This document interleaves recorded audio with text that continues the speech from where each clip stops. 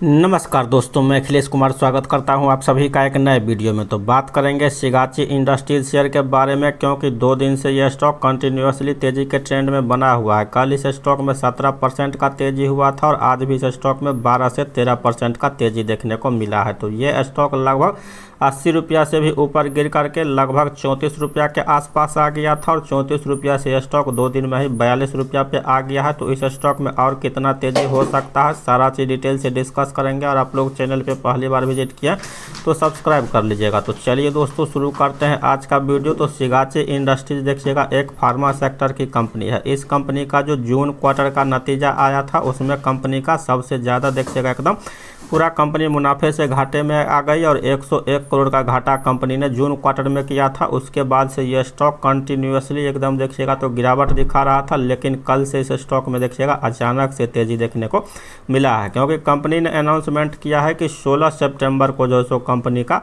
देखिएगा डिविडेंड के लिए ऐलान किया गया है, जिसमें कि 0.10 पैसा के हिसाब से जो सो कंपनी डिविडेंड अपने शेयर होल्डर को देगी। तो इस वजह से स्टॉक में देखिएगा तो ये रैली देखने को मिला है, क्योंकि आज हो गया आप लोग का 12 तारीख, शनिवार और रविवार 2 दिन आप लोग का रहेगा बाजार बंद। तो इसीलिए सीधे देखिएगा ट्यूजडे को इसका जो सो डिविडेंड का अनाउंसमेंट है। इसी वजह से जो सो इस स्टॉक में इतना बड़ा तेज़ी देखने को मिला है। और वॉल्यूम एक्टिविटी भी बात किया जाए स्टॉक में डिलीवरी पोजीशन का और कितना वॉल्यूम एक्टिविटी हुआ है, तो 12 सितंबर आज के सत्र में देखिएगा जो क्वांटिटी ट्रेड हुआ है 2,94,00,000 शेयर आज जो है इस स्टॉक का ट्रेड हो गया बाजार में, जिसमें कि डिलीवरेबल टर्म में देखिएगा तो डिलीवरेबल क्वांटिटी मात्र 1 करोड़ ही शेयर ट्रेड हुआ है, जिसका कि परसेंटेज टर्म में अगर बात किया जाए तो 34.98 समझिए तो 35% डिलीवरी वॉल्यूम हुआ है। तो डिलीवरी वॉल्यूम में थोड़ा सा स्टॉक में परेशानी है। तो ये स्टॉक देखिएगा तो इंट्राडे में ही ज़्यादातर तेज़ी में रहा है। डिलीवरी वॉल्यूम कम से कम 40% से ज़्यादा होना चाहिए, तो स्टॉक लॉन्गर रन के लिए जो तैयार हो सकता है। तो ये हो सकता है एक आध दिन का तेज़ी, मान लीजिए कि